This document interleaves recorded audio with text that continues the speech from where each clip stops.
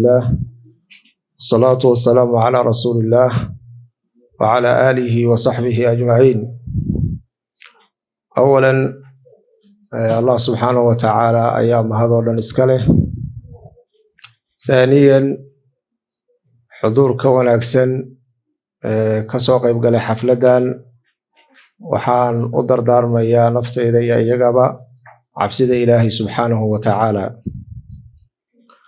انت كدب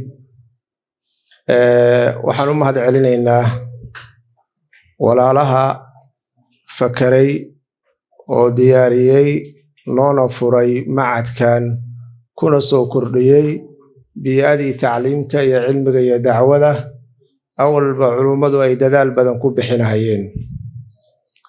runtii baahidaasi lama soo koobin wayna ballaaran tahay. wax kasta oo ku saabsan ayadaas ziyaadinteeda iyo soo kobcinteedana waan bogaadinaynaa. ilaahay subxaanahu wa tacaala waxaan weydiisanaynaa in uu barakeeyo. dhinaca kale bulshada nasiibka u yeelatay xaafadda macadkan laga furay inay ka agdhowdahay ama ay soo gaari karto waxaan u dardaarmaynaa inay ka faa'iidaystaan. runtii culummada aasaastay qayb ka mid ah anugu si fiican baan u garanayaa. waa dad wax badan dacwadii iyo tarbiyadii ku soo dhex jiray oo khibrad u leh tacliinta iyo baristeeda. xagga kalena mustawa sare ka leh darajaadka cilmiga ah oo la og yahay culummadaas inay yihiin culummo heerkooda tacliimeed uu sarreeyo. taasi waxay faa'iido ka tahay dhibaatooyin hadda soo kordhay oo bulshadu meeshay ugu baahi badnayd ee diinteeda looga faa'iideyn lahaa ay dad aanan ehel u ahayn ay meelo badan oo magacyo qurxan la furay isla markaasna tayadii iyo wixii looga himishaday laga waayay.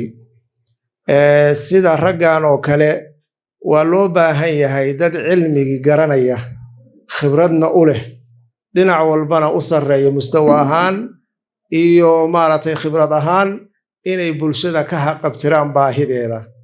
waana shay la dareemayo baahidaasi weli ma dhammaanin aad bay u jirtaa. culummadaasna waxaan leenahay waad asiibteen allahna in kugu kaalmeeyo. dardaarankii gaaraadkana qaato oo waxa weeyaan tayada ilaaliya ilaahayna ha idinla garab galo. intaasna waxaan ugu baaqayaa insha allah ummadda ilaahay oo awood u heli karta inay soo gaaraan inay ka faa'iidaystaan. culummo badan ayaa meesha joogto oo ii muuqanaysa kolley kelimaad badan baa jiri doono. intaasun baan kusoo koobaya. wassalaamu calaykum waraxmatullah.